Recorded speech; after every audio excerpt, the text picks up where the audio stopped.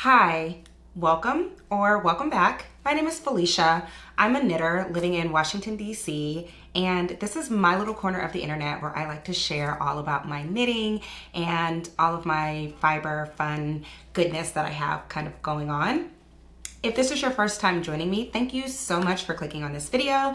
And if you're a returning viewer, thank you once again for giving me a little piece of your time to kind of listen to my musings about all things yarn and fiber, and sometimes I'm completely unrelated to yarny things. So thank you again for taking the time to join me today. I have a lot to share, or I feel like I have a lot to share, but we're gonna see. I am once again trying to be, a professional podcaster. So I took notes and I'm gonna try to make sure that I cover everything. So yeah, I'm excited to share everything, and maybe I'll give you a little life update at the end. I just started a new adventure, journey. I don't know. I started something new. I'm really excited about it, and so I'm going to share a little bit about that. Yeah. So what I'm wearing, I am wearing the Daily Pullover by Paula Pereira. I finished this, I think, in January. Or did I finish this last year? Gosh, I don't even know. But this is knit in Pearl Soho linen quill and the golden green color. I'm obsessed with this color. It's so pretty. It's so springy. And when I started working on this sweater, I sort of envisioned it as being this perfect, transitional spring knit piece of knitwear. And it is exactly that. It's so comfortable.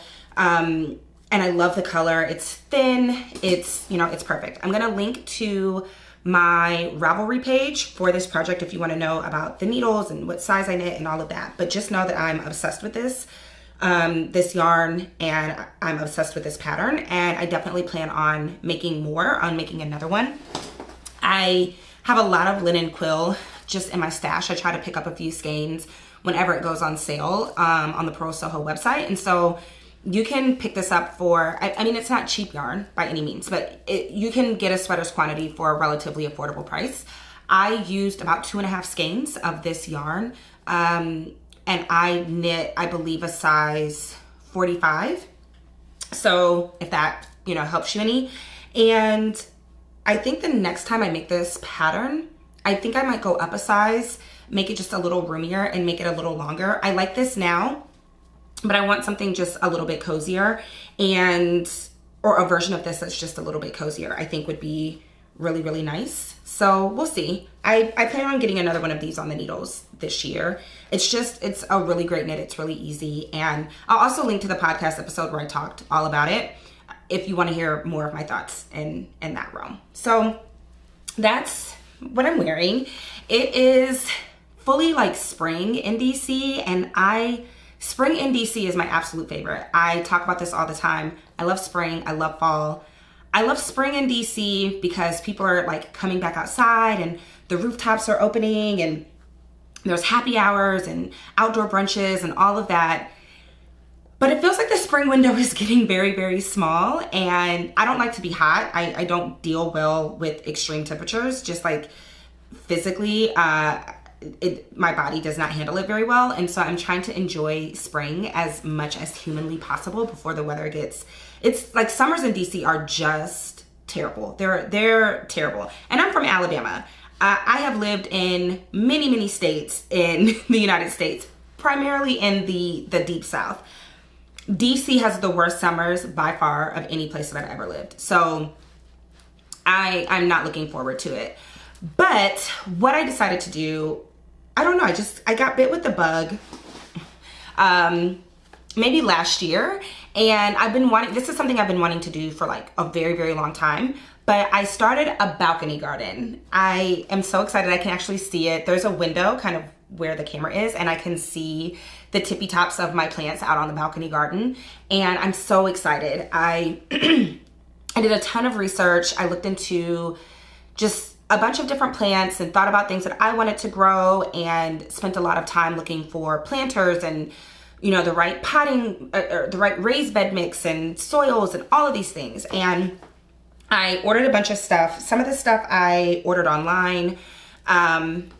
And some of this stuff I picked up local, and I got everything set up this week and it looks so gorgeous. And I'm actually considering / probably going to purchase another sort of narrow raised bed and make like an L-shaped situation and kind of rearrange how I have some things planted and do one as an herb garden and then one with like my tomatoes and my strawberries and my other like edible things. I think I also want to throw in a little bit of like spinach or kale. I'm nervous about those two just because I'm worried that they might not make it through the summer, but I think I'm gonna still try to plant them and get as much as I can out of it for the time being. So now I'm a gardener and I'm really excited, especially because, you know, I live in the middle of the city, and I'm fortunate that I have like an outdoor space, but I think that there's sort of this perception that you have to wait for like, you know, a perfect home or a perfect garden space or just have everything ideal before you can start to create your own little outdoor oasis and garden. And I'm really glad that I challenged myself and kind of stepped away from that and decided that like I want a garden. So I'm gonna have a garden. And I was very intentional about the things that I picked. I really want to make a strawberry mojito. Like I want to perfect the strawberry mojito this summer. So my vision for the plants that I picked was to be able to make a great strawberry mojito and like make great cocktails. So I'm viewing this as a little bit of a cocktail garden, even though now I'm throwing in spinach, which I would never use in a cocktail, but yeah, I'm excited. So I'm growing 2 different types of mint, basil, 3 different types of strawberries, hopefully 4 different types of tomatoes, and I think I'm also going to do some rosemary and some lavender. The rosemary and the lavender for cocktails, I think it would just be really great like garnish, and the tomatoes because I love tomatoes. So I'm excited to kind of see what happens. So I will definitely keep y'all updated. If you have any tips on gardening, I know that there's like a wide overlap of like knitters and gardeners. So if you have any tips, please let me know. I amended my soil. I added a slow release fertilizer when I planted everything. I have some slow release garden fertilizer coming. I am also just kind of looking into different fertilizing schedules. I'm getting kind of conflicting information whether I should fertilize weekly or bi-weekly or if the slow release is enough. So if you have any tips on gardening, in particular container gardening or in particular like container gardening, please let me know. I'm interested to sort of hear because I'm a newbie to this. I'm a noob and I'm expecting it to be a complete and total fail, but also really crossing my fingers that I end up with something really fun. And I'm really excited for my garden. I'm super excited. So anyway, that's that. Let's talk about knitting. So I only have one finished object. I don't want to say it like that. I have one finished object. It has been a couple of weeks since my last podcast episode. And so in that time frame, I finished one of the things that I started, and then I'm going to give a brief update on some of my whips. And then I started a new project, like spur of the moment, just decided to throw something on the needles. So I'm going to share that. And then I also have some yarn. I think I talked about it a little bit last episode, but I have some yarn that I am trying to figure out what to do with. And so I'd love to get your thoughts on that too. So we'll get into all of that in this episode. So first, my first finished object is my Ranunculus. This is by Midori Hirose. Oh, I'm looking on the viewfinder and I can see it on the camera. It's stunning. Absolutely stunning. So this is knit out of Pearl Soho, Santalina, and Beige Bunny. This is what that looks like. And then I also use Kelborn Woolens Mojave and the shade Coral, which this is what this looks like. So I ended up actually not using that much yarn out of either one of these colors. I had 2 full skeins of the Santalina. I only used like half of a skein. And then I think I had 5 skeins of the Kelborn woolens, and I used 2.5 skeins. So I actually have enough to make a complete second one of these with these yarns. I'm not going to, but I could if I wanted to. And so I think I'm gonna try to incorporate the Santolina into a shawl. And I don't know what I'm gonna do with the Kelborn woolens, but I'm gonna hang on to it. I might make another top. I think I have enough to make like another top just in this color. Anyway, enough about that. Let's talk about this.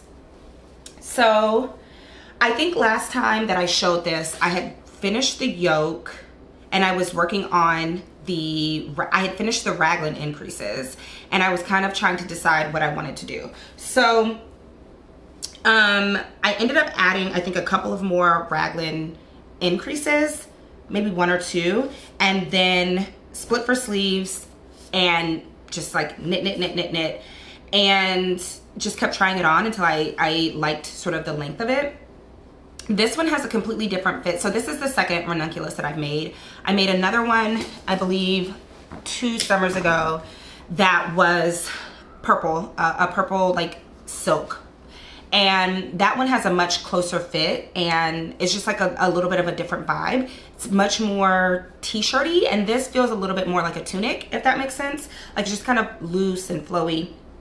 But I had to do a lot of mods to kind of get it there. So I'm gonna walk you through them, but I'm also gonna link to my Ravelry page if the written version of this would be more helpful to you. So I went down to a smaller needle. I think the ranunculus calls for like a size 6mm needle, and I knit this on 4.5 and 4s. So I knit the top of it on a 4.5, and then I did the color work and the body in a 4.5. No, 4.5 for the yoke, color work and the body in a 4. So the way, and I don't want to give away too much because this is a paid for pattern, but the way the pattern is written is you cast on for the collar, and then you work some increases, and then you start the short rows and the lace chart. I started it that way, and it just was not, like, it wasn't gonna fit over my head. I got a big head, so it wasn't gonna work that way. So what I did instead is I cast on for the number after the increases. I followed the cast on, but I cast on for the number after the increases, did the short rows, did the lace pattern. It fits great. It's a little boat necky, which is kind of what I wanted. I wanted it to not fit close to the neck. So it's kind of in between, you know, a tighter neck and a full like boat neck. It's really, really pretty. And then like I said, I followed the pattern for everything else. I knit the raglan increases I added the 1x1 color work on my own, and then I knit the raglan increases, and I think I added 1 additional raglan increase. When I split for the raglan, I already knew that I wanted to sort of manipulate the numbers a little bit. I say this all the time. I have, you know, around approximately a 41-inch bust, but I have a very small, like the difference between my upper bust and my bust is such that I don't really need more, like I'm not evenly distributed, I guess, body mass wise. So I put more stitches on the front of the raglan than I did on the sleeves and the back. When I make this pattern again, which I absolutely plan on doing, I have a vision for like a winter version of this that I'm starting to think about. But when I do that, I will also move a few more, I think I will move a few more stitches from the back onto the sleeves. With this version, there's just ever so slightly a little bit of puckering in the back, and I think that could have been fixed by just having a few more stitches rearranged to the sleeve. But that's a really easy modification that you can make when you're doing, especially something like a raglan. You can do it with other constructions where you put more to the front than to the back, or, you know, however you need to sort of distribute stitches. But I think it's really pretty easy with a raglan. And I think I used the numbers for the largest size of the pattern to just kind of get me in the ballpark of how many stitches I would need for the front, the back, and the sleeves. And then I just like ever so slightly manipulated it so that I could make sure that I had roughly what I needed. And then I think when I cast on stitches for the underarm, because at that point it doesn't really matter. For this, there's not a pattern, you're just sort of working. I think I cast on 2 or 4 extra I think I did 4 extra stitches per underarm to give me about to add about an inch of ease kind of going down the body, or an additional inch of ease going down the body. So finished measurement wise, I think I ended up around a 49 inch across on this. So it's definitely kind of cozy, flowy, has a lot of ease, but I'm obsessed with this. I actually have not taken pictures of this as a finished object yet for Instagram, so look for those. And yeah, I cannot wait to wear this as it starts to warm up. I think it's going to be just like a great summer, you know, top to wear because of the materials, and it's light and it's drapey and the construction and everything. And this was my first time working with both the Santolina and the Kilbourne Woolens yarn, and I loved both of them. I prefer the Santolina just a little bit more. It doesn't have wool in it, but it has wool-like qualities, where if you've ever worked with a plant-based yarn, a linen, a silk, a cotton, you know that they don't really have a lot of give. The Santolina has a little bit of give. It behaves a little bit like wool, where you can kind of pull it a little bit and get a little bit more ease out of it if, you know, you're a little bit off on your gauge, things like that. With the linens, the cottons, the silks, you have to sort of be spot on, and you have to be really mindful of your tension, because it's not going to, you're not going to get a lot of give, and you're not going to really be able to like manipulate those stitches. It's not going to bloom like a wool will do or anything like that. And the Santolina didn't bloom at all, but I was able to sort of manipulate it during the oh, why are words escaping me, Lord, today. It did, I was able to sort of manipulate it while I was blocking to kind of get it to look and feel the way that I wanted it to. And I know that I would not have been able to do that with the Kilbourne Woolens, but I definitely plan on purchasing more Santolina and knitting with it again. I've already shared that I would love to be able to knit this up into like a summer weight shawl, like a summertime shawl. And I definitely plan on using the Kilbourne Woolens again. I don't know, like I don't have a pattern in mind for it, but I definitely plan on using it again. I think it's something that I would pick up, and it was relatively affordable. I enjoy yarns that you can buy in 50-gram hanks.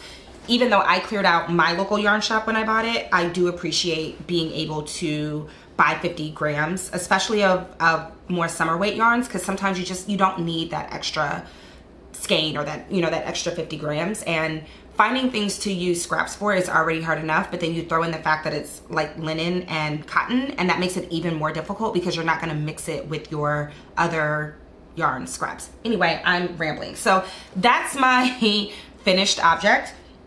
And now I'm gonna get into my whips.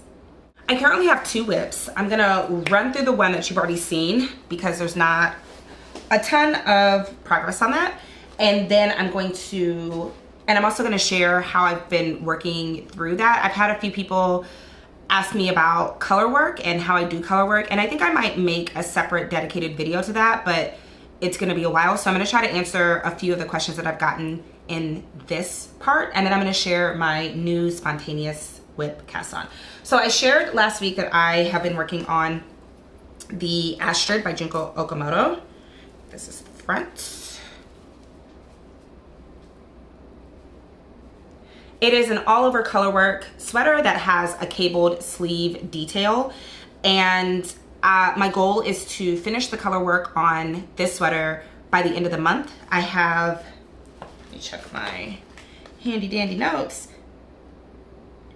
I have like 4 more of the color work charts to work through, and the one that I'm on now is sort of the longest and the biggest chart. So it's just been kind of slow moving because I don't know about y'all, but if there's anybody that does color work, maybe you will identify with this. I love doing color work. I absolutely love the process of like building pictures with yarn. But I have to be in a very specific headspace while I'm working on color work. And oftentimes I am not in that headspace. So oftentimes I'm sort of in a place where I am like, okay, do I want to sit in this spot for the next hour and work on this chart and squint my eyes and have grit like it's sort of a mindset. And the last few weeks have like kicked my ass, like completely kicked my ass. And so I just like haven't had the mental capacity to work on color work. But the last few days I've had like I've been sort of reinvigorated, and I'm excited to at least get this sort of bound off, the body bound off, so that I can put this sort of in hibernation and not have it be, I mean, it's still gonna be a whip, but at least it'll be a whip that's done with the color work. And then, and I think I said this last time, that I'm gonna probably, you know, September timeframe, I will come back and do the sleeves, and the sleeves are fully cabled. So yeah, that's gonna be a process in and of itself, but I'm excited about that. So a few tips about color work. First is to have a really good system in place for how you're going to manage your charts. So I use, and I think I've shared this before. I'm trying to think of how I can show this without showing the charts. But this is a product from Coco Knits. I forgot what it's called, but it looks like this. It's like a little portfolio, pad folio situation. And it's got 2 metal sheets in it that you can magnetize. And I'm gonna kind of turn it this way because I don't want to show anything. But I have my chart that I'm currently working on affixed to this, whatever it's called. I'll link to it below. And then I just have a magnetic ruler that I use to move up the charts. The other thing that I have is this row counter. And I use the row counter to keep track just in case my little ruler gets like moved. Sometimes things can get moved around. And so I use this to manage my charts. It's really important to have a method by which you're going to just figure out what's going on. It's also helpful to an extent to print out your patterns or print out your charts in color. I was not able to do that. I don't have a color printer. So I actually just refer to my phone as I'm working my way through the chart, because at least on this pattern, a lot of the charts have, you know, 2, 3, sometimes 4 colors in them. Not in a row, just like throughout the chart. And so it's really helpful to have that on my phone. But something that I do, and I did this with my cote cardigan, I've done it with this, is that I will sort of enlarge the charts. So what I do is I will take a screen grab of the chart, put it into my notes app, and then I print it on my computer so that I end up with a chart that's like blown up, and I can read it a lot easier than trying to squint from my phone or trying to read like a smaller chart on a page in a pattern. So if the pattern itself doesn't give you sort of an enlarged version of the chart, you can blow up the chart yourself to make it a lot easier to read. In terms of yarn management for color work, I knit continental, and when I'm doing color work, I hold both of my yarns over my pointer finger. So what I do is I put the dominant color to the front, or the main color, and I put the contrast color sort of back closer to the bend of my hand, and I just pick the yarn as I need. And then I also use a method of catching floats that's very similar to if you were using one of those knitting rings. I believe that Wool and Pine has a tutorial on how to do that. If I can find the tutorial that I used, I will link to it. I think in the video, she's using one of those like knitting rings. I just find those to be a little bit cumbersome. And like I said, I can just kind of get in the rhythm of essentially picking the color that I need and catching floats.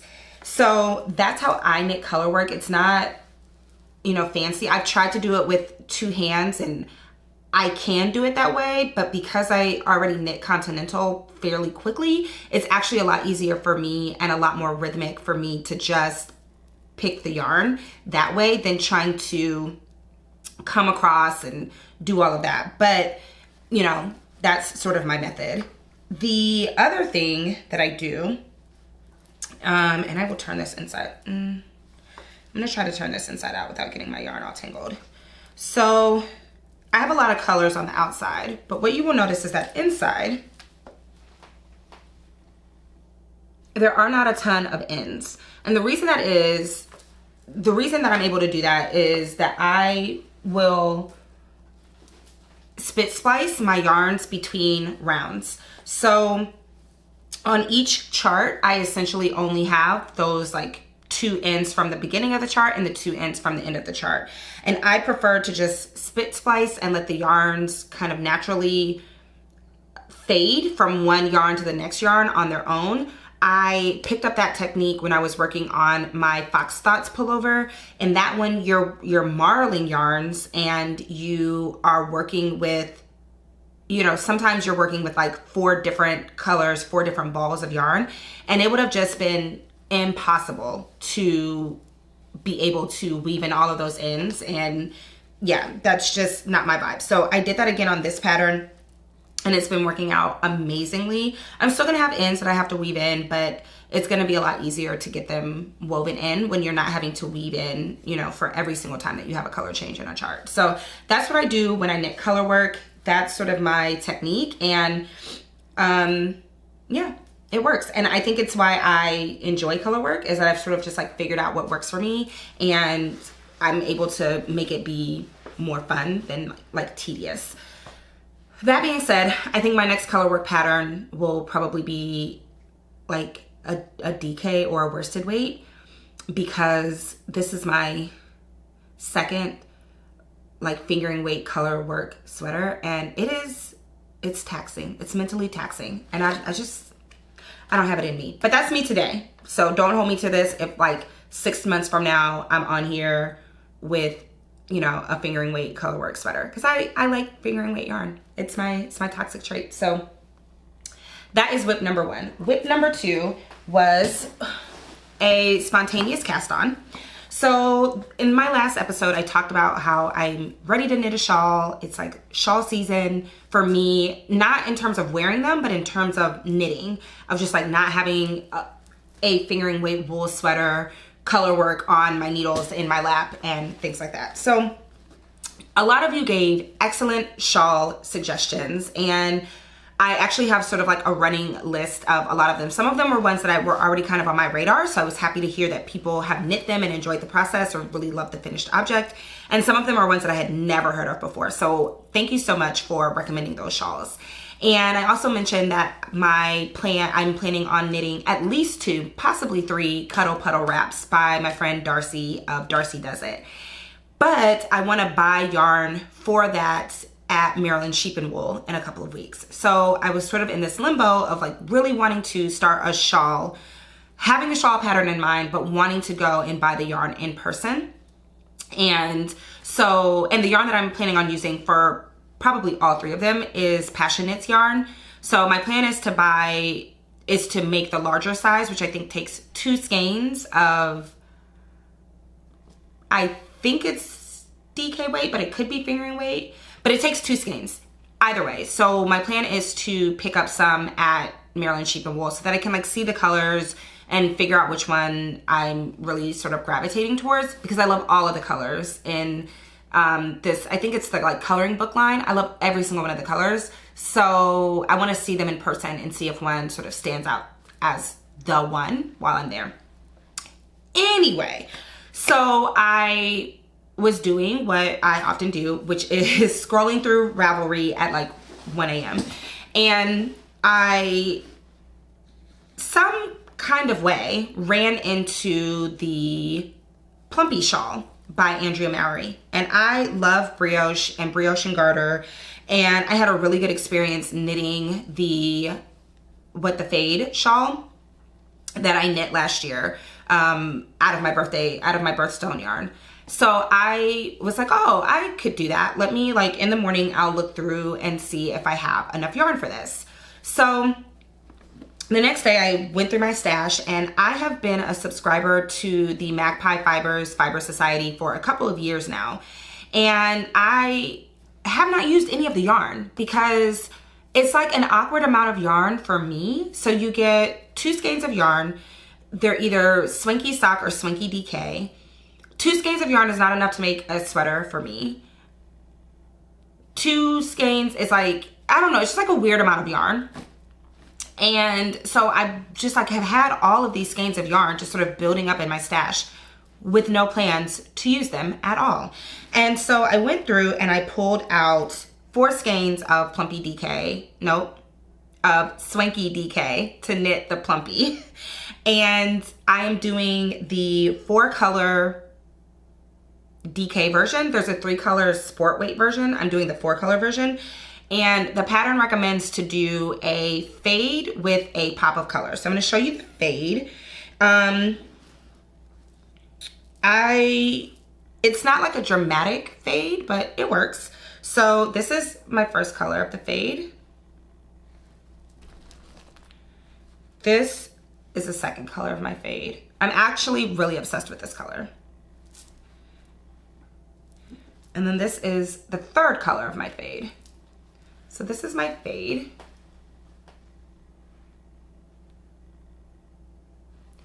And then for the pop of color, I have this blue. So this is the palette for my shawl.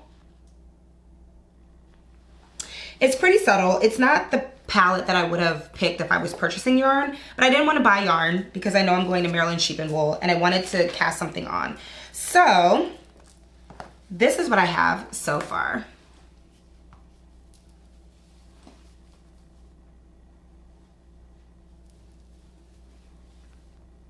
So I'm gonna talk about it. I am in section 4, which is a brioche and garter section.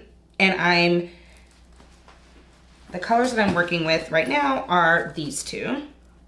Everything is so tangled. And like I said, I'm obsessed with this color. I think they have a color very similar to this that's not a club colorway that I would love to have on like a mohair base. I think it would be like stunning on a mohair base.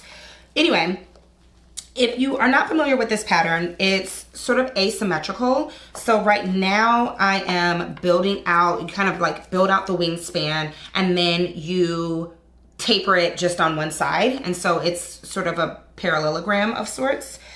And it maintains this, I don't know if you can see it. There's like a slip stitch detail that goes up.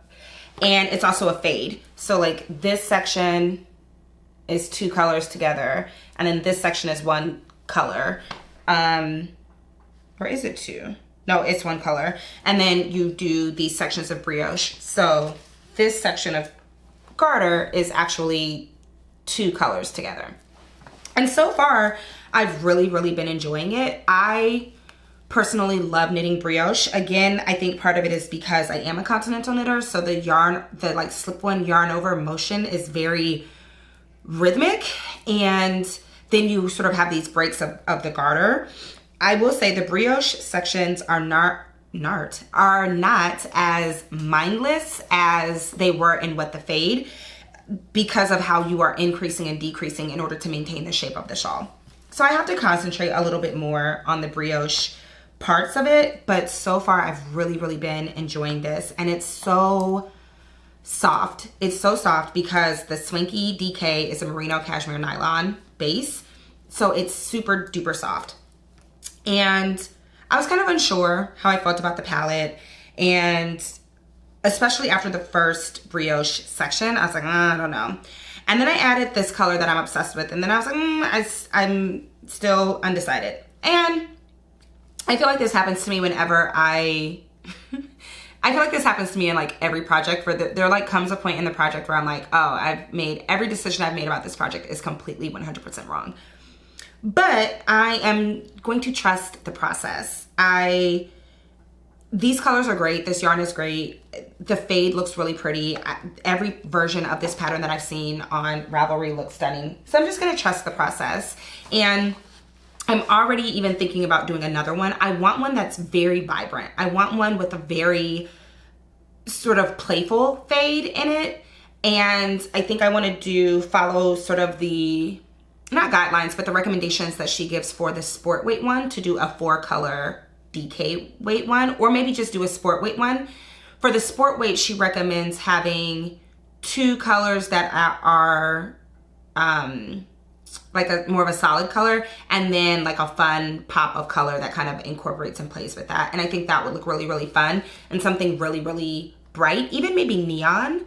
You know, it's like the neon time of year for me where I really lean heavily into my love of neons. So maybe like a neon plumpy would be really, really nice. I don't know. We'll see. But we're gonna finish, we're gonna finish this one before we commit to another one. But I'm really excited about this shawl. I think it's gonna be really, really pretty, and I'm excited to have it finished. And, you know, just enough time for it to be too hot in DC for me to even be thinking about having a full, like, shawl with brioche and all of that wrapped around me. You know how that goes.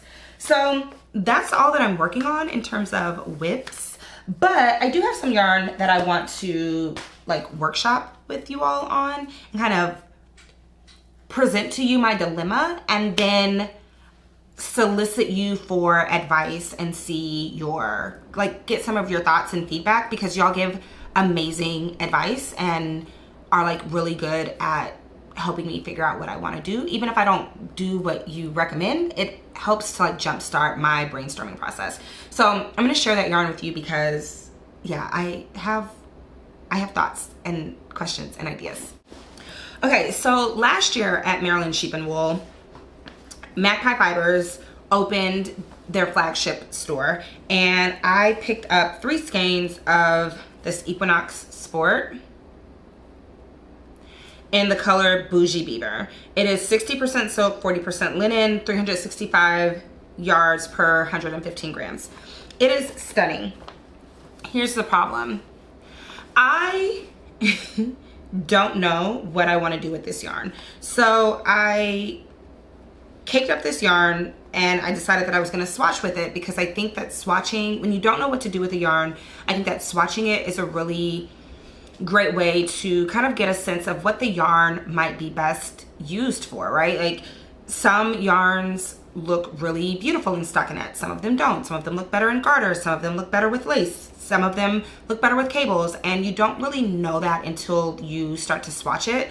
And that's why I am, you know, I don't think that swatch is a bad word. I enjoy swatching. But part of the process of swatching is kind of having a jumping off point, right? So it's thinking about what this project could potentially be, what this yarn could potentially be, and kind of starting there and tweaking and going from there. And that is where I am hung up. I don't know what this yarn wants to be. And here's how here's my dilemma. I have 3 skeins of this. I probably need 4 to kind of get me to the place where I want to be. It's been over a year since I bought this yarn. I don't want to buy another skein and risk it not being the same, right? Like, I bought all of these at one time. I am open to doing something that has a pattern or lace or something like that.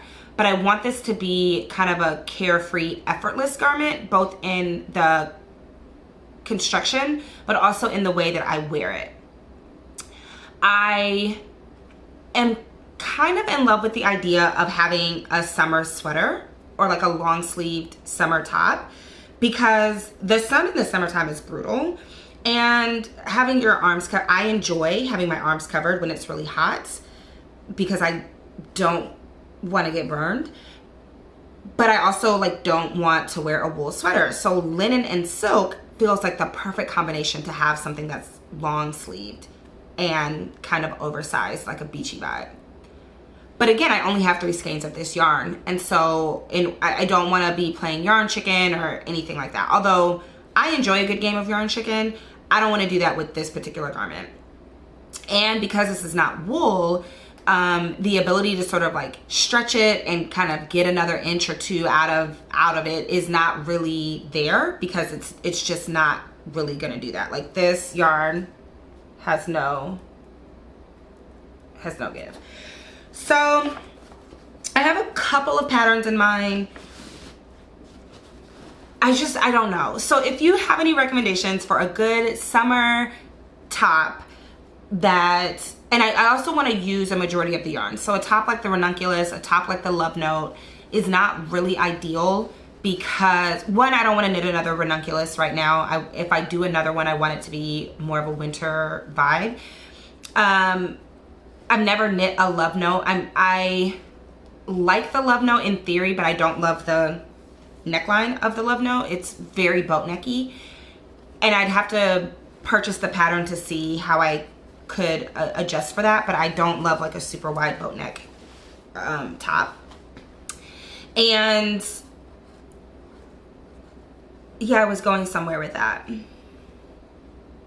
I don't remember where I was going, but anyway, I want like a nice summer top. I think that this yarn could be knit at a fingering or a sport weight. I'm looking at, yeah, I think it could be knit at a fingering or a sport weight. So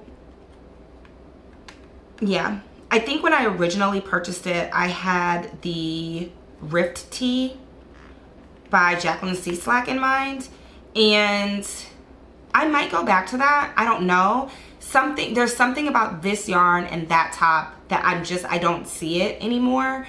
And so I want to find a pattern that I'm actually really gonna love for this yarn, because I think this is gonna be like the color and the feel of the yarn, everything about it is gonna be so perfect. But I just need kind of like a jumping off spot for just like a really classic summer top that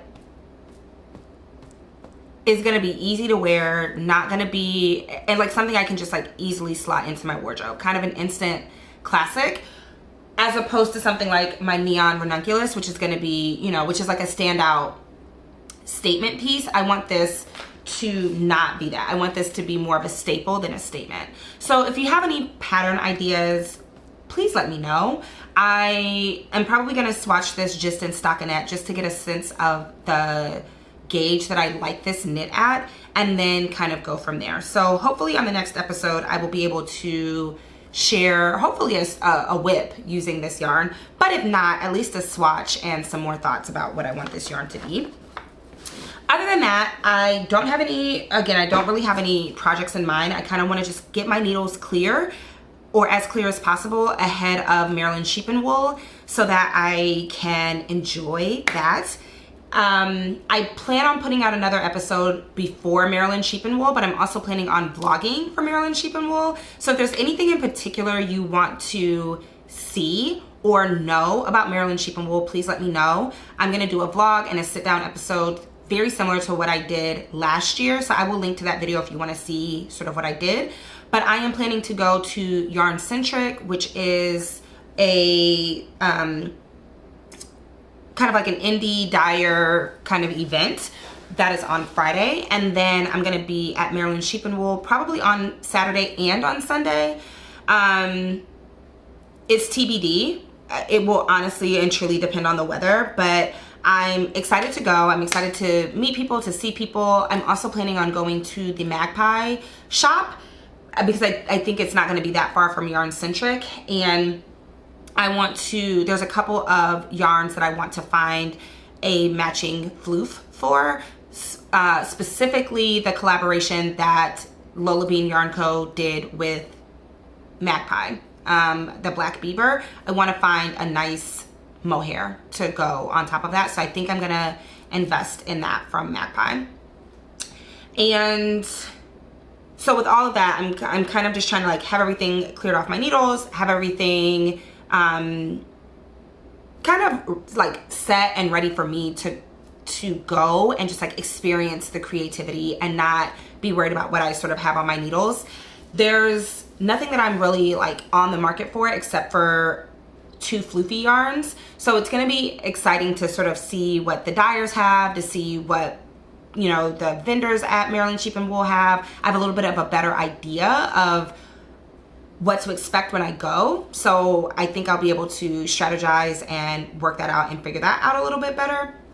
Anyway, I'm rambling. Thank you so much for watching, and please, if you enjoyed this video, please consider giving me a subscribe and hitting the notification bell. It will help to keep you, it will give you an alert when I upload a video so that you know that there's something new and fun and exciting. Well, I think fun, maybe exciting for you to watch. I think that's it, y'all. That's all I've got. I will talk to you soon. All right, bye.